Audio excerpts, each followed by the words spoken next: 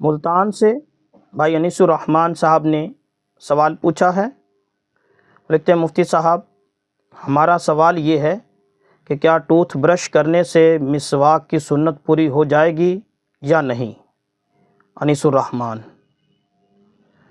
جی میرے محترم بھائی، مسواک کرنے کے حوالے سے مسواک کی دو حیثیتیں ہیں۔ ایک حیثیت تو یہ ہے کہ یہ شرعی حکم ہے، اللہ کے رسول صلی اللہ علیہ وسلم نے مسواک کا حکم دیا اور پھر اس کی صفات بھی بیان کی کہ مسواک ایسی ہونی چاہیے، اس طرح کی ہونی چاہیے، اس میں یہ اوصاف ہونے چاہیے، اور پھر اس پر بہت سارے اجر گنوائے۔ بلکہ اس پر تو جو اجر گنوائے گئے ہیں وہ 70 تک مسواک کے اجر گنوائے گئے ہیں کہ مسواک کرنے والے کو یہ اجر ملے گا۔ اس حیثیت سے تو یہ ایک شرعی حکم ہے، اور وہ وہی مخصوص اوصاف کے ساتھ ہوگا جیسا کہ حدیث مبارکہ میں آیا ہے، جیسا کہ فقہاء کرام نے لکھا ہے کہ مسواک کیسی ہو، مسواک کے جو اوصاف ہیں وہ کیا کیا ہوں۔ دوسری اس کی حیثیت ہے منہ کی صفائی۔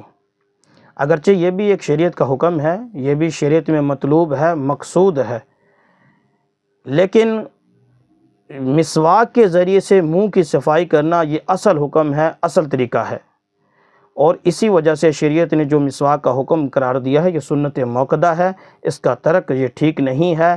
افسوس کی بات یہ ہے کہ مسواک کا ترک عام ہو گیا ہے، بلکہ دیندار طبقے تک بھی اس کا جو ترک ہے وہ پہنچ چکا ہے۔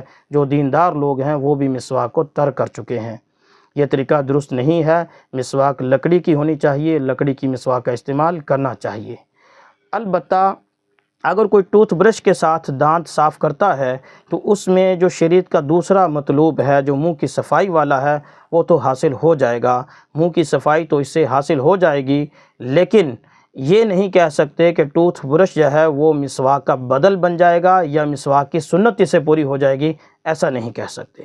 مسواک کی سنت پوری کرنے کے لیے لکڑی کی مسواک ہوگی، مخصوص اوصاف کی ہوگی۔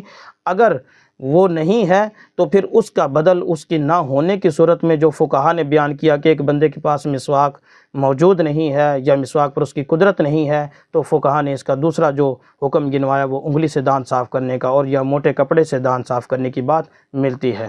بہرحال وسائل ہونے کے باوجود ہم آسانی کے ساتھ مسواک حاصل کر سکتے ہیں، اس کے باوجود جان بوجھ کر مسواک کا ترک یہ اچھا نہیں ہے، یہ طریقہ درست نہیں ہے، اور جو ٹوتھ برش ہے اس کو مسواک کے قائم مقام قرار ایسے نہیں دیا جا سکتا۔ بہرحال ٹوتھ برش کرنے سے منہ کی صفائی حاصل ہو جائے گی، جو شریعت کا حکم ہے وہ اس سے پورا نہیں ہوگا۔